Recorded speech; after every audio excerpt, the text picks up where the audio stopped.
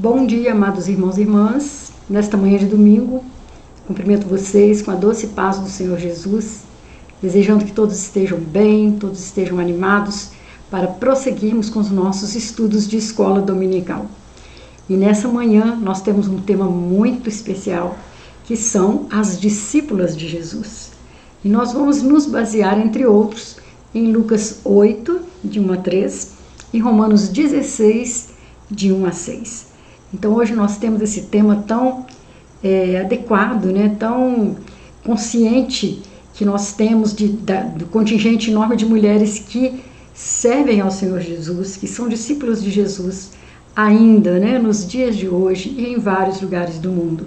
Mas nós vamos ver quanto essas discípulas primeiras, da igreja primitiva, da época do ministério terreno de Jesus, fizeram toda a diferença na história e também na nossa história. Por isso eu te convido agora a orar para que Deus nos abençoe nesse momento de reflexão. Vamos lá? Pai Celestial, muito obrigado pela semana que passou e por essa que se inicia. E nesse momento que estamos reunidos para estudar a Tua Palavra, que o Senhor, tão somente o Senhor, possa nos inspirar, nos esclarecer e nos edificar. Senhor, conduz este momento de acordo com a Tua vontade, em nome do Senhor Jesus. Amém e amém. O texto bíblico que se encontra em Lucas 8, de 1 a 3, nos dá uma panorâmica de como as mulheres tinham uma importância muito grande no ministério de Jesus. Tiveram naquela época e continuam a ter nos dias de hoje. E eu gostaria de convidá-lo a ler então Lucas 8, de 1 a 3. Depois disso, Jesus ia passando pelas cidades e povoados, proclamando as boas novas do reino de Deus. Os 12 estavam com ele, e também algumas mulheres que haviam sido curadas de espíritos malignos e doenças. Maria, chamada Madalena, de quem haviam saído 7 demônios. Joana, mulher de Cusa, administrador da casa de Herodes. Susana e muitas outras. Essas mulheres ajudavam a sustentá-los com os seus bens. Nós vamos ver que foi uma breve referência, mas muito significativa, a participação dessas mulheres e outras que nem foram citadas no nome, no ministério de Jesus. Ele sempre contou com o apoio e a participação de mulheres no seu ministério. E nessa lição nós precisamos refletir e aprender com elas, o papel que algumas delas desempenharam na sua vida. As ações dessas mulheres, a prática do discipulado, as suas vidas nos inspiram até o dia de hoje no nosso próprio segmento de Jesus Cristo. Nós sabemos que naquela época, quando nós vamos lendo o Novo Testamento, as mulheres e as crianças não eram contadas nos eventos, mas nós vamos ver quantos encontros significativos o Senhor Jesus teve com mulheres, e como eles ficaram registrados na palavra de Deus como pessoas que tiveram realmente importância no seu ministério terreno. Então, a participação de homens e mulheres hoje não deve ser diferente no ministério da igreja. Essas mulheres daquela época, que não eram contadas, não eram vistas, eram muito limitadas, tiveram essa importância tão grande. Imagina hoje quanto nós temos liberdade e podemos fazer em prol do reino de Deus. E esse texto está no Evangelho de Lucas e ele narra os papéis femininos que assumiram relevância na história de Jesus. O seu detalhamento do chamado de Maria, ele é que conta como Maria foi chamada e revelada pelo anjo de que ela seria a mãe do Salvador. De Isabel, mãe de João Batista, que também engravidou já no momento que ela era bem idosa, já não era mais fértil. Ele nos permite perceber o protagonismo dessas mulheres na história da salvação, dessas e tantas outras. Particularmente, as mulheres da sua lista são importantes, porque Lucas cita novamente lá naquele momento da crucificação, no Lucas 23, 49, ele diz assim: as mulheres que o tinham seguido desde a Galileia. Ele cita que elas estão presentes ali no momento da crucificação. E depois do sepultamento, ele diz em Lucas 23, 55, as mulheres que tinham vindo da Galileia com Jesus. Então, Maria Madalena, Maria e Joana, que são citados nesse texto que nós lemos agora, elas vão ao túmulo para cuidar do corpo de Jesus, para fazer aquele embalsamamento que era feito pelos judeus na época. E ali elas então são testemunhas em primeira mão da ressurreição de Jesus. Que coisa maravilhosa, né? Depois, lá em Atos dos Apóstolos, nós vamos ver de novo essas mulheres sendo mencionadas por Lucas, incluídas no grupo presente lá no cenáculo, quando recebe a manifestação do Espírito Santo. Então, essa sequência de narrativa é o mais forte indicativo que as mulheres eram um segmento constante no discipulado de Jesus. Elas não andavam com ele assim, de modo aleatório, seguindo de longe ou por oportunidade. Havia uma convicção e uma prática de seguimento que as tornou tão conhecidas que algumas tiveram seus nomes registrados na história, né? Foram citadas por seu nome. Considerando as condições da época, olha que interessante, esse registro é um demonstrativo incontestável de uma liderança sólida e reconhecida das mulheres no movimento de Jesus. Elas não tinham direitos civis garantidos, elas não podiam comprar ou vender bens, elas não podiam escolher com quem elas queriam se casar, nem participar de decisões da vida da igreja ou da cidade. Então, dessa maneira, a gente percebe que o evangelista Lucas, ele assume o quanto a participação dessas mulheres era importante no ministério de Cristo. Ele aponta a revolução que isso significa. Jesus criou um movimento novo, ele rompe com uma série de preconceitos culturais e entre as suas inovações está o discipulado feminino. No discipulado eram admitidas mulheres em iguais condições com os homens. Jesus convive com elas, conversa em particular, conversa em público e procura escutá-las. Elas participam ativamente, são beneficiadas com milagres e curas, quebra os preconceitos da impureza, deixa-se tocar por aquela mulher que tinha um fluxo de sangue, né? Isso narrado lá em Lucas 8, 43, 48. Lucas tem essa sensibilidade, né, de captar e registrar esses momentos. Ele mesmo, o próprio Jesus, toca o cadáver da filha de Jairo, né, e faz com que essa menina ressuscite, como narrado lá em Marcos 5, de 25 a 43. Então, para os próprios discípulos, aquilo era uma surpresa, né, o tratamento dado por Jesus a mulheres na sua época. No tempo do Novo Testamento, os seguidores de um rabino eram selecionados desde a infância e a seleção se encerrava por volta dos 15 anos. Naturalmente que seguidores de um rabino seriam só os meninos, né? A cultura judaica valorizava o rabinato, que é o ministério de um rabi, de um mestre, como um alvo de vida e um sinal de ser bem-sucedido. Porém, esta era uma prática mais voltada, como eu disse, para os homens. Nós não vemos nenhuma narrativa de mulheres sentadas aos pés de um rabino. Não era comum, né, as mulheres deixarem seus afazeres e papel social para seguir um mestre.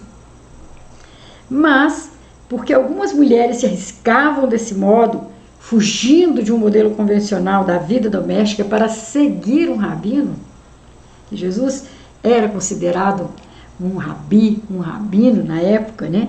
Para elas a situação poderia ter se tornado mais uma ameaça, ainda mais quando Jesus ia aos poucos sendo visto pelo Império Romano como um inimigo. Imagina o que significava para essas mulheres, né, serem mencionadas como pessoas ligadas a Jesus. Se esforçavam para segui-lo e de cidade em cidade, olha que dedicação, né, de cidade em cidade, e ainda mais investiam seus recursos próprios, recursos financeiros para o ministério de Jesus.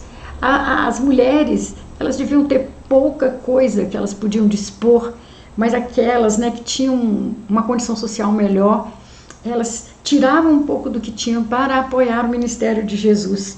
Lucas nos deixa entrever as razões que levaram essas mulheres a fazer isso, e elas são bastante distintas e próprias, e nós vamos analisá-las. Então, pensa bem, irmãos, Lucas, o evangelista, muitos estudiosos supõem que Lucas tenha sentado várias vezes com Maria, mãe de Jesus, para saber muitos detalhes de coisas que muitos evangelistas não narraram, né? Que outros evangelistas não narraram.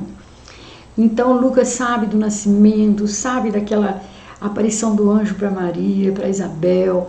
Ele vai registrar essas coisas, e eu suponho que foram muitos cafezinhos que ele tomou com a mãe de Jesus, né, para ouvir as suas narrativas, para ouvir essas coisas tão singulares que provavelmente só Maria soubesse, e ele mesmo disse que ela guardava todas essas coisas em seu coração. Então Lucas é um evangelista fantástico, sensível, detalhista, né, e nós podemos ver o quanto ele mesmo valorizou, né, o registro da participação das mulheres no ministério de Jesus. Então nós vamos parar para ver as razões que levaram essas mulheres, né, a seguir o mestre, até de cidade em cidade, junto com a turma de discípulos e de apóstolos, né, elas ali acompanhando, e elas foram fiéis o tempo todo. Nós vamos analisar cada uma delas. Embora as mulheres sejam alvos do amor de Jesus por meio de cura e de libertação de demônios, a Maria Madalena é a que mais se destaca nesse versículo, nesse texto que nós lemos. Joana e Susana são também descritas como mulheres de quem Jesus tirou doenças e espíritos malignos. Portanto, um primeiro motivo que deve ter levado essas mulheres a segui-lo é a expressão de gratidão do que Jesus tinha feito por elas. Diversos relatos de cura de Jesus terminam com a afirmativa de que a pessoa curada o seguia. Nós vamos ver isso por diversas vezes, né? Com os leprosos, nós já vimos a história do endemoniado gadareno e vários outros. Seguir a Jesus por gratidão pelo que ele realizou é muito mais forte e duradouro do que segui-lo pela pretensão de receber benefícios, milagres ou o pão, como ocorre no episódio da multiplicação, lá em Lucas 9, que ele mesmo, o próprio Jesus diz: vocês estão me seguindo pela comida? Então a gratidão conecta a pessoa abençoada com a pessoa abençoadora por laços de fidelidade e de lealdade. É aquele coração grato pelo que Jesus tem feito na vida daquela pessoa. E o sinal disso é que de fato elas o seguiram até a cruz e depois da cruz. Que coisa grandiosa, né? Que coisa maravilhosa. Então, primeiro ponto que motiva essas mulheres a seguir Jesus é a gratidão. Será que somos também tão gratas pelo que Cristo tem feito por nós, a ponto de segui-lo com lealdade, segui-lo com persistência, segui-lo até o fim? Essa é a primeira lição que essas mulheres nos deixam. A segunda lição é o compromisso. A gratidão, ela gera compromisso, o que é expresso pelo fato de que elas não apenas se esforçam para estar presente de cidade em cidade, como usam seus recursos para financiar o ministério de Cristo. Foi o que eu disse agora há pouco, né? Há muitas formas de segui-lo. Pode ser que as mulheres não tenham acompanhado Jesus realmente de aldeia em aldeia, ou todas as aldeias, né? Posto que Joana, por exemplo, ela era casada com um homem importante, ela era casada com um político proeminente. Ela poderia saber de antemão por onde Jesus passaria e ir ao encontro dele em algumas dessas paradas. E nessas ocasiões ela movia os seus recursos para suprir as necessidades financeiras do mestre. A prática do mecenato, sabe o que é o mecenato? O mecenato é o patrocínio de um artista, um profeta ou qualquer pessoa cuja atividade inspire a outra. Então o mecenato é o patrocinar quem eu gosto, quem eu admiro, em quem eu acredito. É bastante antiga essa prática e própria lá no mundo greco-romano. O próprio termo que deriva de mecenato, que significa mecenas, mecenas é um homem romano famoso por suas ações que envolviam patrocínio e proteção política para grandes filósofos e escritores, como são citados Horácio, Virgílio, Propércio, etc. Eles eram patrocinados por pessoas que tinham recursos. Então Joana, por estar ligada à cultura romana, ela estava habituada a isso. Vemos, portanto, que ela reconhece, né, a importância, a proeminência de Jesus e estimula a sua atividade por meio de suporte financeiro. Muito curioso esse relato e muito digno de ser imitado, porque muitas vezes nós percebemos situações em que a gente não pode estar pessoalmente nelas, mas nós podemos ajudar financeiramente pessoas que vão exercer esse ministério. E isso é muito acessível a pessoas que de repente podem usar a desculpa de eu não tenho tempo ou eu não tenho dom de fazer determinada coisa. Mas você pode contribuir com quem faz. É uma maneira, né? Então isso, a gratidão gera compromisso. E o compromisso com o reino, ele pode se dar de diversas maneiras. Inclusive desta, né? Patrocinando alguém para que possa realizar algo que eu mesma não possa fazer pessoalmente, ou não dê conta, ou não tenha o dom, mas que eu admiro e valorizo. O terceiro seria o reconhecimento. Tem muito a ver com a gratidão, né? Essas mulheres, como muitas outras, elas reconheciam a autoridade de Jesus. Por isso, elas foram abençoadas, recebendo cura, instrução e valorização. Enquanto muitos estudiosos da lei que aguardavam o Messias não conseguiram identificá-lo, vê-lo, né, na pessoa de Jesus, essas mulheres o honraram através dos segmentos comprometido que vai para além das palavras, né? Envolve engajamento, envolve investimento de tempo e recursos.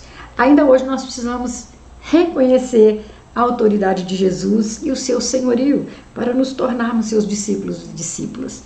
Nós vamos ver ali na casa de Lázaro, por exemplo, suas duas irmãs, né, Maria e Marta, que mulheres comprometidas com Jesus, como elas reconheciam a autoridade de Jesus, como elas viam no Jesus o Messias prometido pelas profecias, né? As discípulas de Jesus, em todos os tempos, nos deixam um legado de coragem e de determinação, pois num contexto em que as mulheres tinham pouca liberdade e autonomia, elas seguiam Jesus conforme elas podiam. E olha, irmãos, vamos combinar, né? Elas eram muitíssimo mais limitadas do que nós somos atualmente enquanto mulheres. Algumas o seguiam de perto, outras, como eu contei, investiam financeiramente, outras abriram suas casas. Uma delas ungiu os pés do Senhor com óleo precioso. Certamente, muitas mulheres falaram das maravilhas que viram para outras pessoas. Muitas mulheres devem ter contado, né, para outras pessoas o que elas presenciaram nas suas vidas, nas suas casas, nas suas estadias com o Mestre, né? E isso é uma forma de levar o reino de Deus adiante, de levar outras pessoas a conhecerem o Senhor Jesus e o seu reino. Nós vamos ver na carta de Paulo aos Romanos, na despedida ali, né, no finalzinho da carta aos Romanos, no capítulo 16, de 1 a 6, Paulo também citando pelo nome algumas mulheres muito importantes no seu ministério. Recomendo-lhes nossa irmã Febe, serva da igreja em Cencreia. Peço que a recebam no Senhor de maneira digna dos santos e lhe prestem a ajuda de que venha necessitar, pois tem sido de grande auxílio para muita gente, inclusive para mim. Saúdem Priscila e Áquila, meus colaboradores em Cristo Jesus. Arriscaram a vida por mim. Sou grato a eles, não apenas eu, mas todas as igrejas dos gentios. Saúdem também a igreja que se reúne na casa deles. Saúdem meu amado irmão Epêneto, que foi o primeiro convertido a Cristo na província da Ásia. Saúdem Maria, que trabalhou arduamente por vocês. Então aqui ele vai citar pelo nome mulheres que são ali esteio, colunas, né, do ministério de Paulo pelo mundo. E aqui eu destaco, né, a figura de Priscila, a esposa de Áquila, que tão fielmente, né, com tanto empenho ela ministrou a Apolo, falando realmente das coisas do reino e salientando muitas coisas que Apolo precisava saber, ainda que ele fosse um grande conhecedor, né, do Senhor Deus, do Senhor Jesus.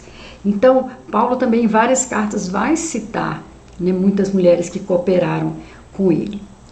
E nós temos na nossa história do metodismo uma figura muito importante que exerceu uma grande influência na vida dos primeiros metodistas e ela continua até hoje sendo exemplo para nós.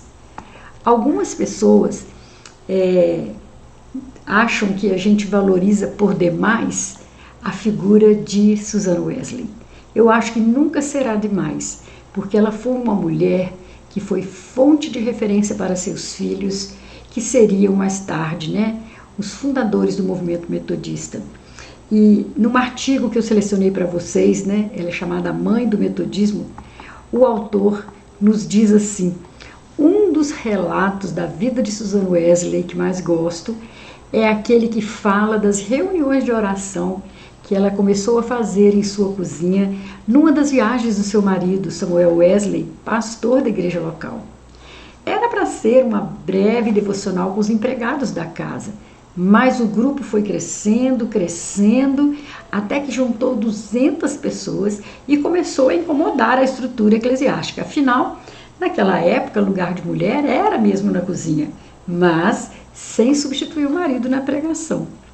O pastor substituto escreveu então uma carta ao reverendo Samuel, alertando que os encontros poderiam ser alvo de queixa legal na igreja.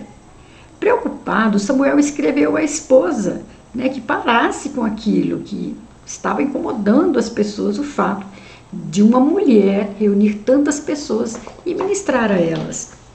E dela ele recebeu a seguinte resposta: se achas adequado dissolver esta assembleia, não me digas que desejas que eu o faça, pois isso não satisfará a minha consciência. Mas envia-me a tua ordem explícita, em termos tão claros e expressos que me absolvam de toda culpa e punição por negligenciar esta oportunidade de fazer o bem, quando tu e eu aparecemos diante do grande e respeitável tribunal do nosso Senhor Jesus Cristo. Olha esta resposta, quanta sabedoria! E a história não registra nenhuma resposta do pastor Samuel. Calou o pastor. Mas certamente o exemplo de liderança espiritual desta mulher leiga teve grande influência na origem e consolidação do movimento metodista iniciado por João Wesley. Como uma homenagem, né, do Dia das Mães, ou do Dia Internacional das Mulheres, ou de qualquer outra data que nós poderíamos fazer uma homenagem a ela, eu quero ler aqui uma oração escrita, né, pela mãe do Charles e do John Wesley. Eu quero que a gente medite nas palavras dela, essa oração que ela deixou escrita para nós. Ouçam: ajuda-me, Senhor, a lembrar que a religião não deve limitar-se à igreja ou à sala de oração, nem tampouco ser exercido unicamente através da oração e meditação, porque a cada instante e em todo lugar eu estou em tua presença. Concede, pois, que todas as minhas palavras e ações tenham conteúdo moral. À medida que meus defeitos e fraquezas se manifestarem, nos atos corriqueiros do dia e nas conversas de cada momento, concede-me tua graça, Senhor, para poder controlá-los. Ajuda-me a conhecer a mim mesma e aqueles com quem estou em contato, de sorte que sempre esteja de conformidade com os preceitos do Evangelho, e que eu possa exercitar-me na prática dos princípios da sabedoria e da virtude dentro das minhas capacidades. Ajuda-me a discernir o tempo próprio e a ocasião oportuna para cada virtude, que possa aplicar-me em consegui-la pelo exercício de atividades benéficas que, por falta da devida reflexão, possam não parecer de muita importância. Permite que tudo quanto acontecer em minha vida seja útil e benéfico ao meu viver. Que todas as coisas sirvam para minha instrução e proporcionem-me a oportunidade para exercitar alguma virtude e diariamente aprender e crescer em direção da minha identidade contigo, mesmo que o mundo siga em outra direção. Que mulher admirável era Susana Wesley. E no decorrer da história, né, nós vamos ver muitas outras mulheres fazendo um papel maravilhoso na divulgação do reino de Deus. Nós temos várias citações, né, no Novo Testamento. A fundamentação bíblica do nosso estudo passou aqui pelo livro de Lucas em vários momentos, né, como eu citei em Lucas 1, de 6 a 27, Lucas 1, 13, Lucas 23, 49, Lucas 23, 55, lá em Atos 1, 14. Esse fundamento bíblico trouxe para nós, né, essa importância, né, que o evangelista Lucas deu ao registro das mulheres no seu evangelho. E hoje, as discípulas de hoje, as discípulas do nosso século, do século 21, né, onde estão estas mulheres? Muitas delas em muitos espaços, né? O Senhor tem as suas seguidoras, né, em muitos espaços. Nós temos pessoas de todas as igrejas ocupando diversas funções, de maneira digna, de maneira talentosa, de maneira sensível, divulgando o evangelho com seus dons, com seus ministérios, com seus chamados. Né? As discípulas de hoje estão atuando, mas o tempo requer ainda mais discípulas cooperando na divulgação do evangelho. Discípulos mais conscientes, discípulos mais leais, mais comprometidas, né, com a causa do Senhor, discípulas que vão fazer diferença no seu ambiente de trabalho, diferença na sua família, diferença no local em que ela frequenta, em que ela convive. Então, queridos, nós vemos que muita gente segue a Jesus pelos mais diferentes motivos. Aquelas mulheres citadas por nós ali no Evangelho de Lucas o faziam de um modo muito evidente. Elas encontraram nele a verdadeira libertação de que necessitavam. Desenvolveram um espírito grato, manifesto no andar com ele e no investir financeiramente no projeto que acreditavam. Por fim, manifestaram a profundidade do seu compromisso seguindo Jesus desde a Galileia até encontrar a cruz, o túmulo e, por fim, a ressurreição. Não se pode negar a importância da atuação feminina no ministério de Jesus. Como não podemos negar a importância da presença e da ação das mulheres na igreja de hoje. Portanto, mulheres, sintam-se parabenizadas, mas lembrem-se, a seara é grande, os ceifeiros são poucos.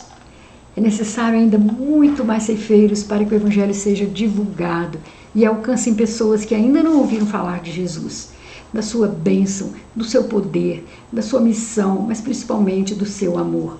Que Deus nos abençoe para que através deste pequeno estudo nós possamos ter sido tocadas a fazer diferença com a nossa fé, com o nosso compromisso, com o nosso testemunho em todos os locais por onde Deus quiser nos usar.